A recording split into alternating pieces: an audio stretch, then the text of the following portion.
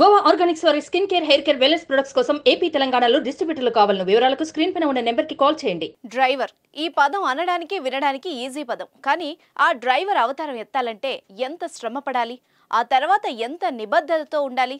ప్రపంచంలో అత్యంత కష్టమైన డ్యూటీని ఇష్టంగా చేసే పని ఏదైనా ఉంది అంటే వన్ అండ్ ఓన్లీ డ్రైవింగే. అవునా? డ్రైవింగ్ అంత కష్టమా అనుకుంటున్నారా? అవును, డ్రైవింగ్ అత్యంత కష్టమే అని మీరు కూడా అంటారు ఈ స్టోరీ వింటే.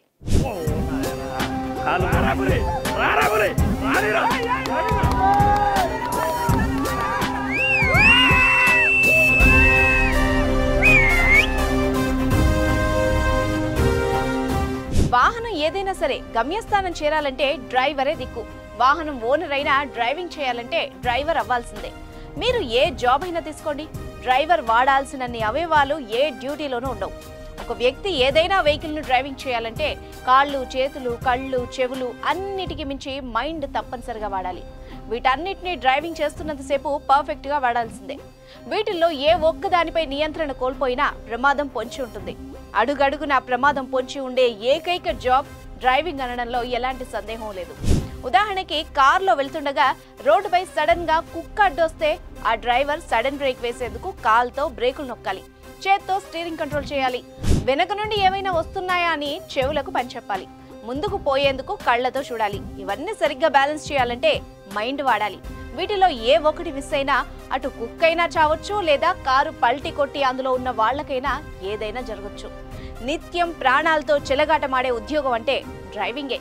అలాగే సిన్సియారిటీకి మారుపేరు కూడా డ్రైవింగే.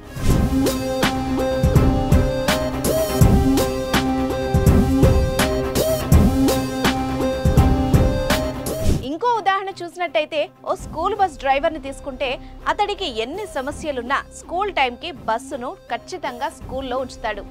ఇంతటి రిస్క్ ఉన్న ఈ డ్రైవింగ్ను అంత ఈజీగా ఎలా చేస్తారంటే కేవలం ప్రాక్టీస్ మాత్రమే. అయితే ఈ డ్రైవింగ్ను తేలిగ్గా తీసుకున్న వాళ్ళెవరూ బతికి బట్టకట్టిన దాఖలాలు లేవు. డ్రైవింగ్ను తేలికగా తీసుకుంటే తన ప్రాణాలనే కాదు, తనని నమ్ముకున్న వాళ్ళ ప్రాణాలని కూడా హరిస్తుంది. ఎక్కువ ప్రమాదాలు డ్రైవర్ తప్పులతోనే జరుగుతూ ఉంటాయి. డ్రైవర్ అనేవాడు ప్రయాణికుల పాలిట దేవుడు కావాలి, కానీ ప్రాణాలు తీసే యముడు కాకూడదు. తల్లిదండ్రులు డ్రైవింగ్ లైసెన్స్ రాకుండానే పిల్లలకు బళ్ళు ఇవ్వకూడదు. డ్రైవర్లు మద్యం తాగి వాహనాలు నడపొద్దు. డ్రైవింగ్ అనేది దైవ కార్యంగా భావించాలి. అలాగే డబ్బుంది కదా అని డ్రైవర్ని చులకనగా చూసే వాళ్ళు కూడా లేకపోలేదు. డ్రైవింగ్ అంటే ఆషామాషి విషయం కాదు. ఆ విషయాన్ని ప్రతి ఒక్కరూ గమనించాలి. దేశానికి అన్నం పెట్టే రైతు రాజైనప్పుడు నిత్యం ప్రజల ప్రాణాలను కాపాడుతున్న డ్రైవర్ను దేవుడు అనడంలో తప్పు లేదు అంటున్నారు మన డ్రైవర్ అన్నలు. దీనిపై మీరేమనుకుంటున్నారో కూడా కామెంట్ చేసేయండి.